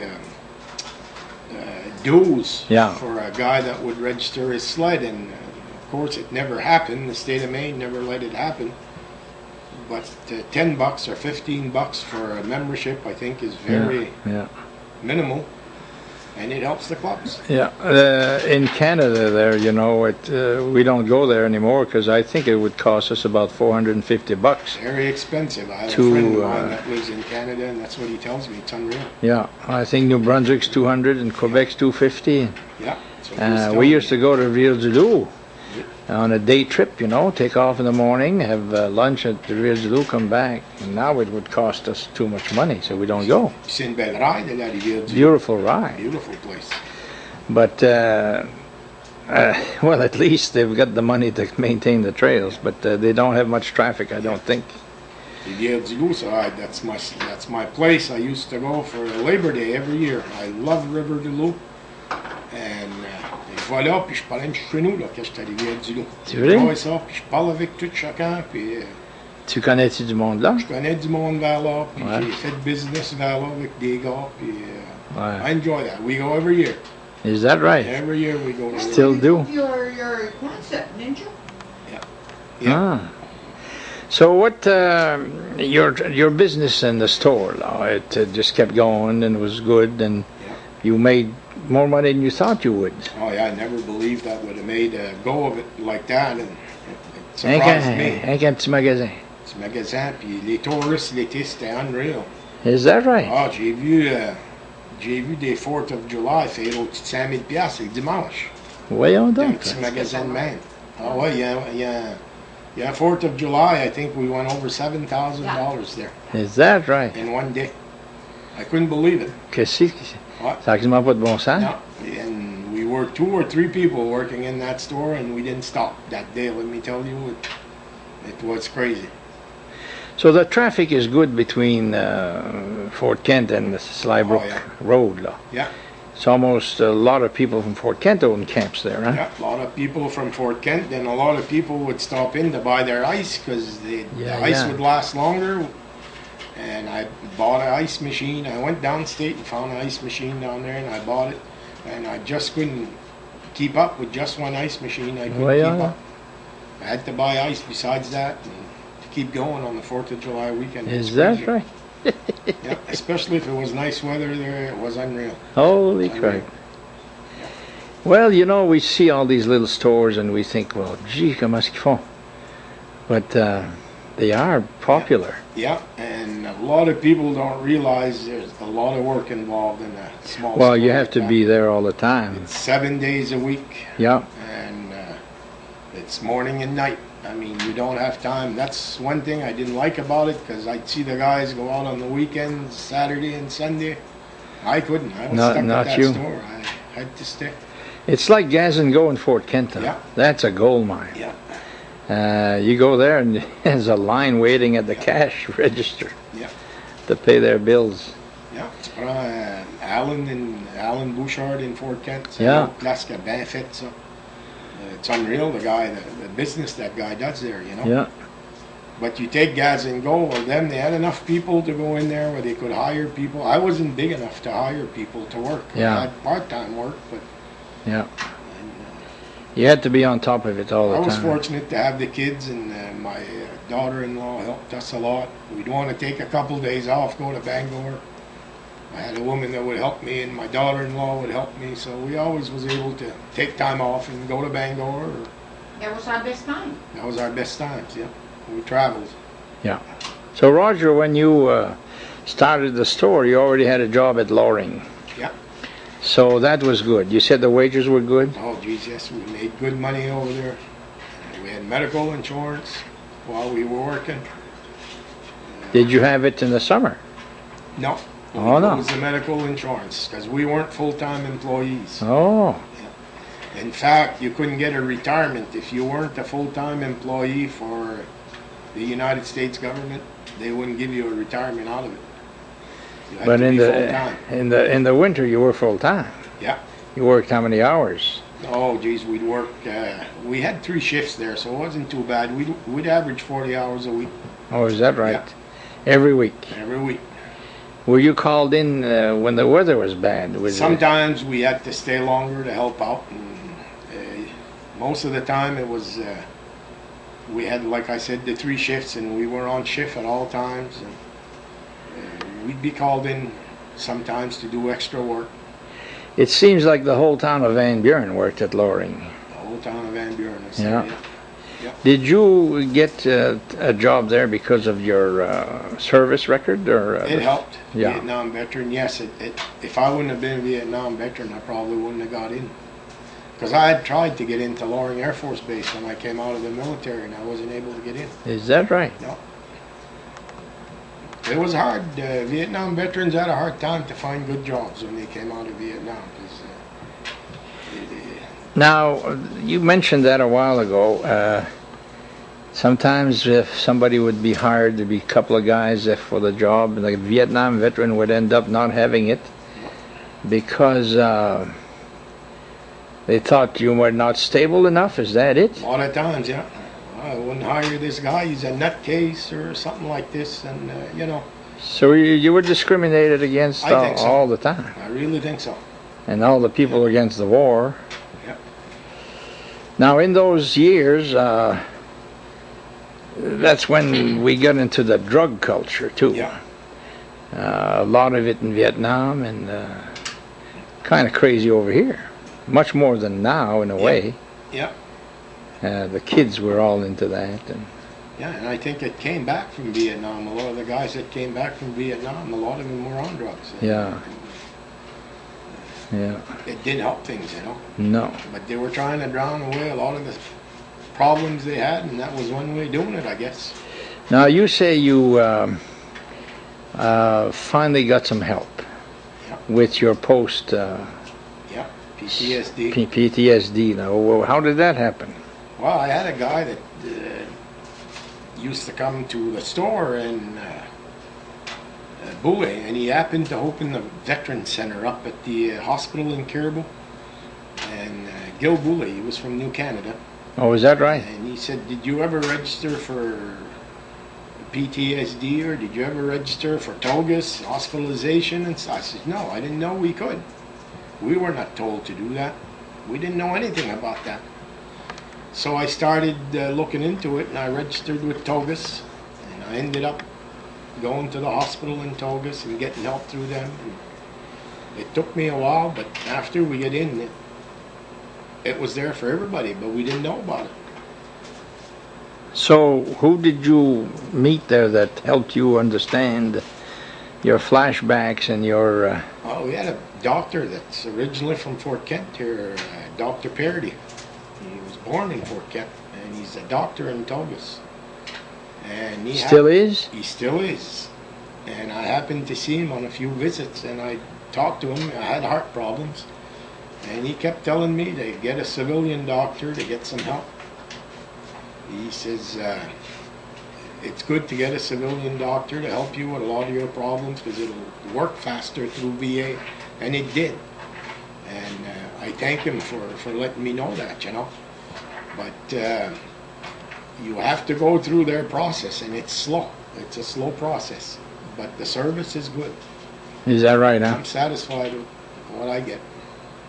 And it's better now because we have a clinic in Caribou. Back then, we didn't have that. That's clinic. right. Isn't there something in Fort Kent, too? Yeah, they opened the clinic in Fort Kent, too. I was down there last week, in fact. Yeah. I do my work at Caribou, though, and my doctor's in Caribou, but last week I needed something done. I went to Fort Kent. They're open once a week in Fort Kent. And it helps the veterans. Now, you anything besides that from Vietnam, or you mentioned your heart. You get a heart problem? Heart problems. I came down with diabetes in 2001. Everything happened in 2001. I got sick and diabetes. Really? My legs let go. I had peripheral neuropathy, which diabetes causes, I guess. And then I came down with a heart problem. I had stents, 3 stents put in the hospital in Boston at the Veterans Hospital. Really? Yeah, that was quite an episode. I was flown down there in a storm. Really? Oh, my God. A snowstorm? A hailstorm and windy, and it was scary. I even asked the pilot if he had put transmission fluid in his airplane because the plane stunk transmission fluid because his rear flap was working so hard. It was one heck of a ride. Yeah, a small plane. Holy jeez. He says usually from Fort Kent or Prescott rather to Boston would probably take him 3 hours. It took us 4.5 to get down there that night. Oh, yeah. And the plane had to come up here to pick me up in Prescott. It came up from Pennsylvania. They had a plane in Prescott, but because it wasn't contracted to the veterans, they couldn't use it. They had to have a plane that was contracted to the veterans. So they called the plane in from Pennsylvania, and he picked me up. He was supposed to pick me up in Frenchville. And the doctor told me, he says, it's too stormy to pick you up in Frenchville, or I'll pick you up in Prescott. Well, I says, listen, if it's stormy in Frenchville, it's stormy in Prescott. I didn't want to get on that plane. Once I saw that little plane, I didn't want to get on there at all, but I had no choice. I had to go down.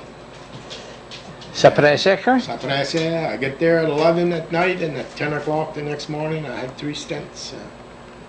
3 stents put in. I had arteries 95 and 90% blocked. Wow. Yeah. Close call. Wow. Close call. Now, when did you give up your store? Is that about that time? I gave up my store the day before 9/11. I sold it.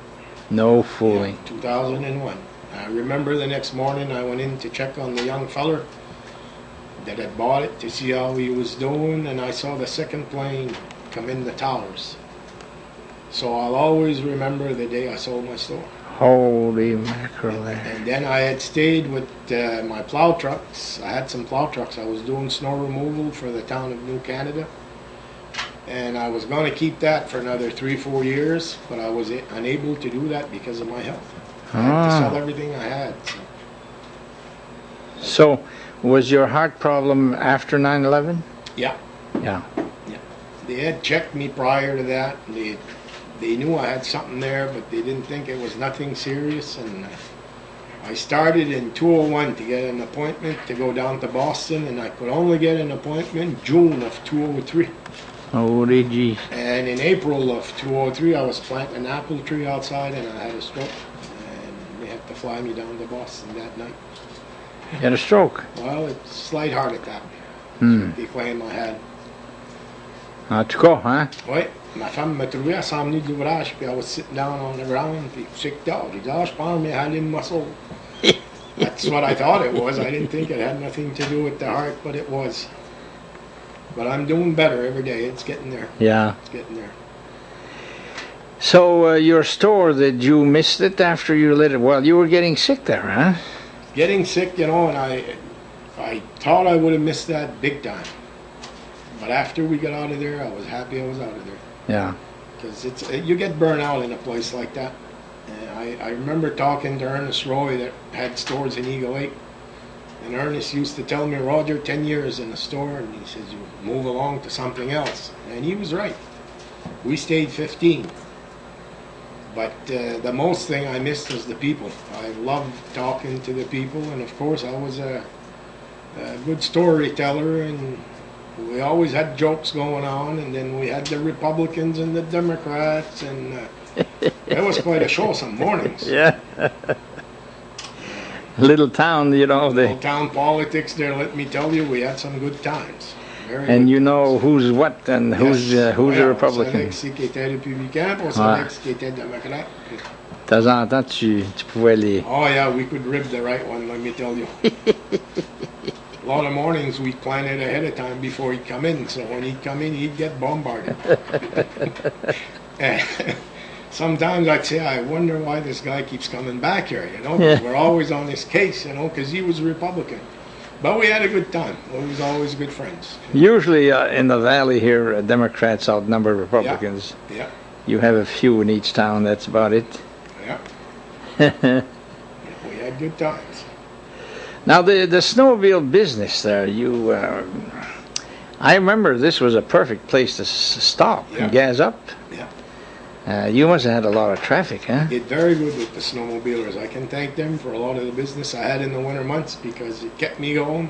Tourists, a lot of tourists. And the tourists was big time for us because once they'd stop at the store and they saw what we had and what we do and the way they were treated, they'd always come back. Yeah.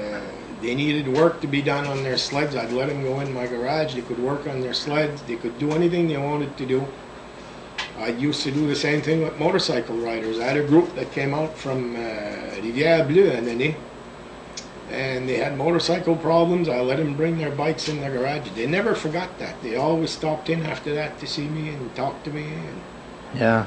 And well, you know, have to do. People up here are like that, huh? Yeah. I remember somebody I was talking to at the Friendville airport. Some guy landed there and needed a car, and the guy who was managing the airport said, "Take my car." Yeah. Yeah.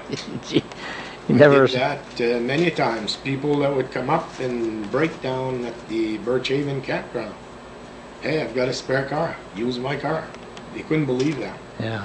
And I did that many times. They remember that, all right. Yeah. Did you find that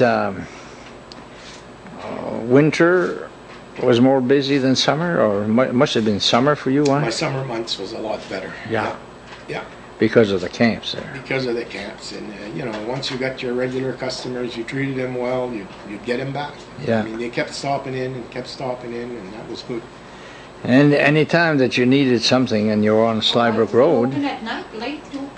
Is that right? Oh yeah, Open we at stayed night. open some nights. No, some night they called us Yeah. to open, Yeah. Oh, so they were stopped. Yeah, Is that never right? let anybody stop at 10 o'clock, 11, 12 o'clock. I'd let him in. Yeah. Whatever. so the summer was really better. Yeah, my summer months were the good months. Without snowmobiling, you probably would have had to close in the summer, in the winter. We wouldn't have made ends meet in the winter months without No. snowmobiling. No, we needed the snowmobiling, and the longer it would last, the better, you know. 'Cause Yeah. for spring months up here, you take like March and April. Those were 2 months I should have closed and gone to Florida or something. Yeah. Or, you know, because we didn't do anything at all in those 2 months. Yeah. But like I said, I thank my regular customers. My local customers kept coming in, so I mean that kept us going. Especially April. Oh, April, it's dead. Sometimes you can ride till the end of March, although the big crew is not here, just the locals. And then in April, the lake is not safe anymore. And the first, like I said, the first 7, 8 years, it was good in April because we had our farmers up here. Oh, yeah. And in March and April, these farmers were loading potatoes. So you had 4 or 5 crews out there that would hire up to 9, 10 people per potato house. You had all these people come to the store, so you kept going those months. You didn't feel it as much back then. But after the farmers left this area, you noticed it. So you were right in the middle of the farming community I saw the farming business die. die. And it's sad. It is sad. Sad because it was in my blood too, you know. I Yeah. enjoyed it, and I loved it, and I worked on the farms, and I hated to see a farmer go down. It was sad to see it happen because that was their livelihood. Yeah, and most of them liked it. Oh, they enjoyed it. Yeah. There's nothing nicer than farming potatoes. It's a beautiful job. And they were gamblers, huh? They had to gamble every Had year. to gamble everything. Oh, here's another one of your Welcome up. friends there. Hey, Yep. listen to your boss. You know, he usually comes up too. Yep. Ah, il veut pas, là. C'est au contraire. Mais The les, box. les chats, c'est comme ça que c'est, hein? Ouais. Elle part de ça, là. Ça pire, ça, là. C'est tes autres qui sont boss. Oui. Puis lui, il vient, puis il se couche là, puis il peut rester là des grands heures. Ah, c'est vrai, regardez, on n'a même pas aperçu qui. This is him. The dog on the couch and cheese is on the computer. C'est le zoo. C'est vrai qu'ils sont lâches, hein? We call it the zoo. Well, people come here and they're allergic to animals, they're not going to stay here too long because we got a pile of them. My wife vacuums every day.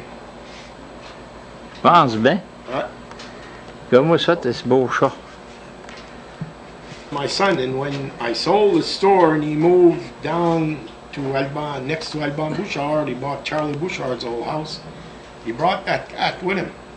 And how long was it? 3 days later? 4 or 5 days. 4 or 5 days later, that cat made it back here, and he's been with us ever since. Yeah, That was your son's cat. that was my son's cat. But he liked to live Well, he here. was up here all the time. Yeah. It surprised us to see him come back, and after he came back, we kept him. And- Sure, you're lucky that your 2 boys are right Oh, here, yeah, huh? I thank God for them because they helped me a lot when I had the business, and even when I got sick, you know, they were around to help me. Yeah, puis après ça, tu peux les voir. Ouais, puis je peux les voir, c'est une grosse affaire. Il y a plein de monde, they don't realize that, you know. I've got a brother that lives in Vermont, and both his kids are, you know, they're gone. One's living in Pennsylvania, and one's a lieutenant colonel in the military. Yeah. And he's been in the service all his life. You don't get to see him as often as No. I see mine every day. Every day, yeah. How many times did Lee go to Iraq? Lee's been to Iraq twice. And Who's Lee? My brother's son. Oh, is that right? Yeah. Yeah. Ça, c'est Madame Desjardins. Comment elle s'appelle, ta femme? Nikki. Nikki. Et après, sortir son argent puis les Christmas presents. Oh, boy, ça aime ça, jouer dans l'argent, hein? Elle joue dans l'argent, c'était aidé. Mais elle t'a aidé gros, elle, dans le magasin. Ah ouais, ça n'aurait pas été d'elle, parce que quand je travaillais à l'Orient Air Force Base, c'est elle qui renait ça. On travaillait des swing shifts. We had, 1 year was day shift, the next year would be second shift, and the third year would be night shift. You mean it went by a year? Yeah, So once you were on a shift, you were there for the year? for the year. Which was good because it's better off than What they switching. used to do at the mills, like 2 days, nights, or... Ouais. Ça vient que t'es tout mêlé. T'es mêlé avec ça. Puis là, ça m'aidait là, tu mets un chiffre and you Ouais. be on it. So the most useful shift that you had her to take care of the store was like at night? The day shift The day for her, shift. when I was gone during the day, she was there, and when I'd come back at night at 5, I'd stay there till I'd close. And she'd open in the morning till 5 o'clock. So Yeah. elle ouvrait à 5 heures, puis elle fermait était pris, elle là, elle et tout. Stock-là et tout, là, 16 jours par semaine. Mon père, lui, in the 40s and 50s, we had a little store like that in Senegat. And we opened up at 7 and close at 9 at night. Wow. That's 14 hours, is Des it? grands heures, ça. 6 days a week. Ouais. They were long days. Now, when did you open up? I'd open at 5 in the morning. Well, We'd close at 10. The first years, we'd close at 10. And the last 5 years I was there, we started closing at 9. So 5 to 10, attends, là, Yeah. c'est 15, C'était une 17 grande- heures, ça? 17 heures. 17 heures. It was a long day. You're talking 7 days a week? 7 days a week. No, Sundays we open at 6. Ouais. Sundays. Boy. And the R&R. Me. And in all the years I was open, I never closed the store one day. Not one day. Even when my dad died, I wanted to close the store. Then there was a lady working for me, and she says, "No, you're going to keep the store open." She kept it open for me. Is that right? So we never closed once in 15 years. Now, people say, well, a restaurant is a tough business because it's open. Yeah. But a little store like that, it's even more hours than a restaurant. It's a lot of hours. And then when you're doing it by yourself, vraiment, j'engagais pas grand monde. Why? I couldn't afford to. That's right. So we do it on our own. And it was a long battle. But you say you enjoyed it, huh? I enjoyed it. Yeah. We enjoyed it. You enjoyed the people. Yeah. And I'm thinking that even in the woods you enjoyed it too. Yeah. I love working in the woods. I enjoyed doing what I did for the number of years I did it. I don't regret. The thing I regret the most is I should have opened a business like that a long time ago. Yeah. But you go with your feelings. Besides your store and working at Loring, you said you had plows? Yeah, I ran the snow removal business for the town of New Canada. I contracted for over 4 years with them. So you had help there, or? No, did it on my own. I had the store and I had the plow trucks and I did driveways and I did all of that with my wife. Oh, And today I sit down here and I wonder how the heck I did it. But my health was good. yeah, that makes And a difference. I could do anything I wanted to do because I could move around. That makes a big difference, Big huh? difference when your health is there. So at the time, Loring was closed. Wait, Loring closed, and that's when I started going into the trucking business.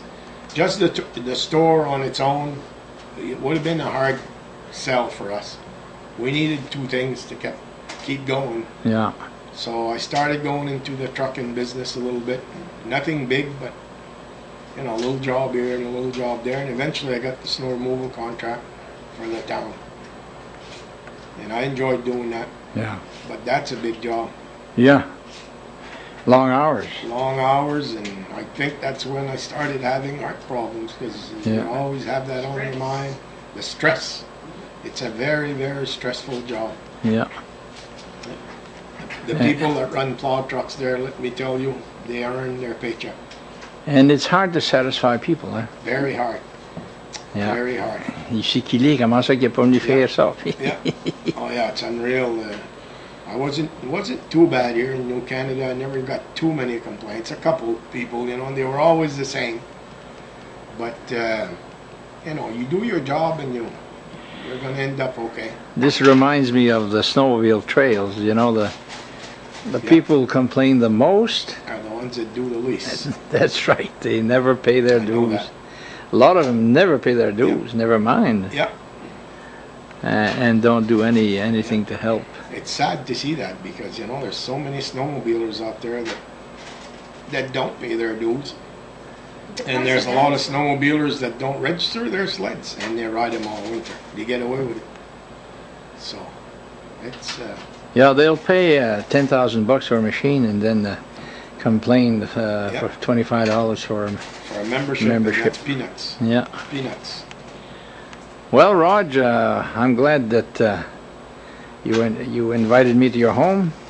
Actually, I invited myself. Well, that's all right. I'm glad you came. I know we had talked about it down the road. Yeah. We never got around to it. I always like to talk to veterans, you know. Yeah, I know that. Because veterans have been through, nobody in my family ever went to the service.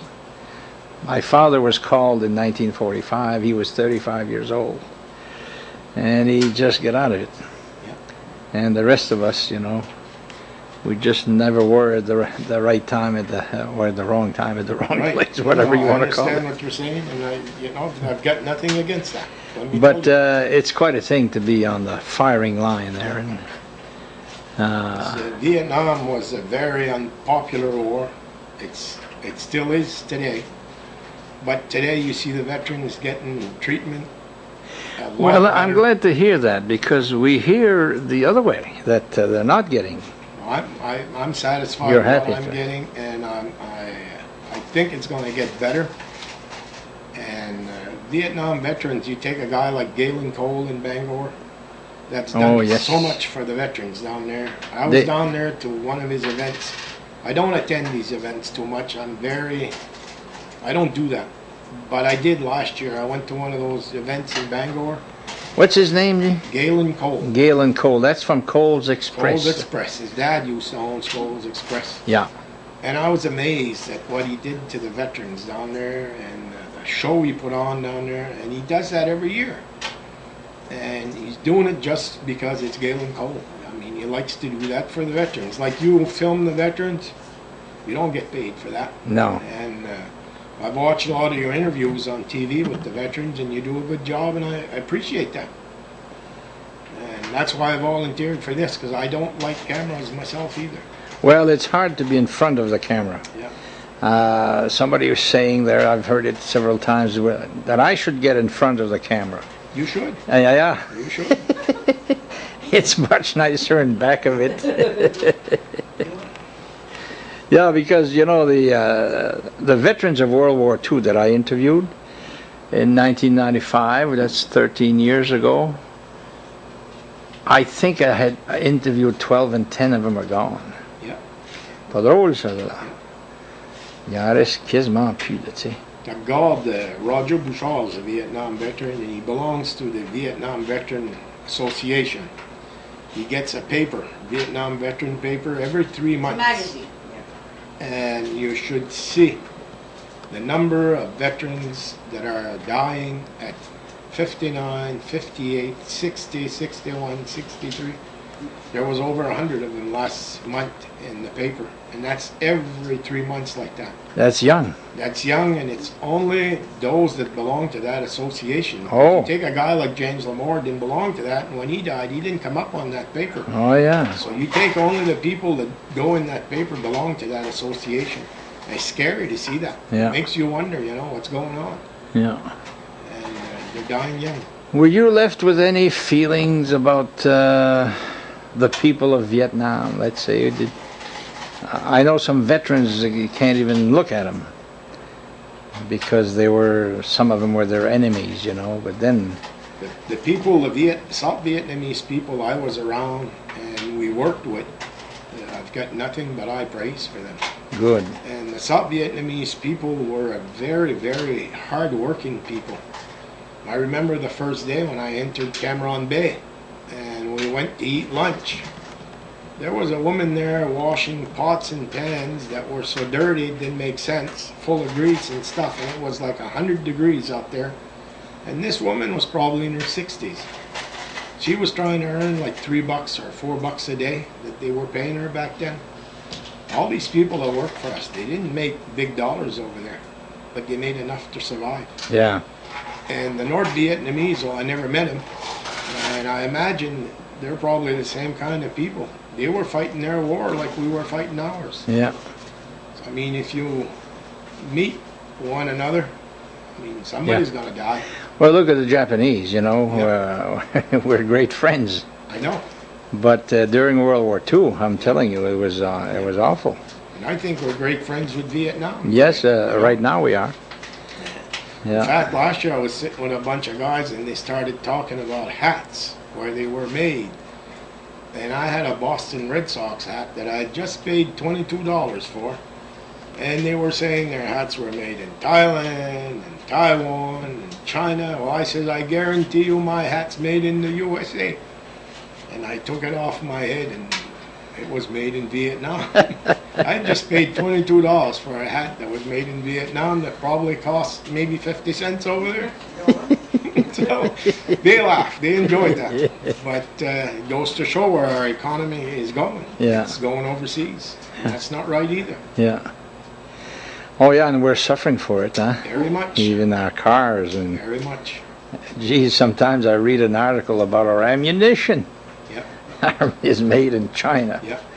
So I don't know how come we let this happen. I don't know. It's sad to see it happen because it's happening all over the country. Yeah.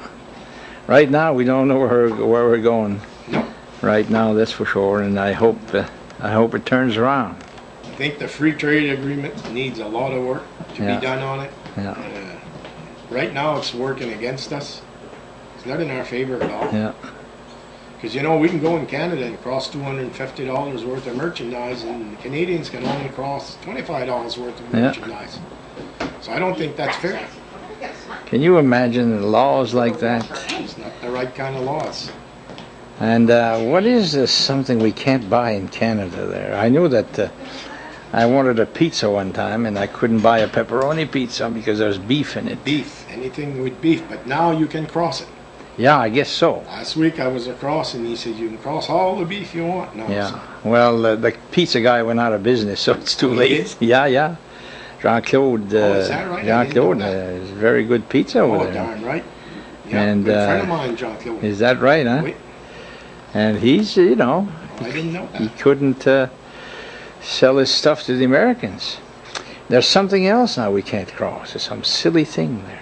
I know a lot of citrus fruits you can't Yeah. cross from Canada for some reason, and I don't know why, because it comes in from the States and it goes into Canada, so why can't it come back on this side? Yeah. I don't know. I was working for the Lions telephone book this past summer, and there's a lady in Clare who has a flower shop.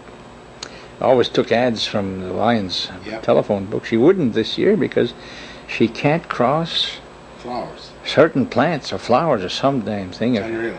across the border. It's unreal. And I mean, what's the difference? Who makes those rules? I don't know. What's the difference? It's right across, and it's funny. This spring I went over there to pick fiddleheads. Oh, is that right? Yeah, and I didn't know I was able to cross fiddleheads, and I was. So I mean, if you can cross fiddleheads, why can't Yeah. you cross flowers? Yeah. It's stuff like that that's maddening. I think I had maybe tomato plants or something that she Tomatoes, could. I think you can't cross them. Yeah. Yeah, something like that. Because I know Babe's daughter lives in St. Francois, New Brunswick, and her father was a potato farmer, so she'd come home and he'd give her potatoes so she could cross. Well, she can't cross potatoes into Canada. Is that right? Yep. They turned her around and she went and threw them in the dumpsters in Fort Kent. Isn't that Yeah. something? Yep. Well, So that's the way it goes. most Americans are not aware of this, you know. It's like right now, the Canadian dollar is going down. Yes. I think it's down to 70 cents It was down to 70 cents, yep. lately. Right. And, you know, except somebody who lives on the border, not aware of this. No. How much of a disadvantage somebody lives across the river, can't come to buy stuff here because it costs them 30% more, Yep. and so they don't come. And then they can't cross it. But you know, I was in River de Loup this past fall, and I went to stores that I've always gone, and I've been going to River de Loup maybe for 20 years. And for the first time in River de Loup, they didn't want to take my American dollar Oh, at that store because we were even.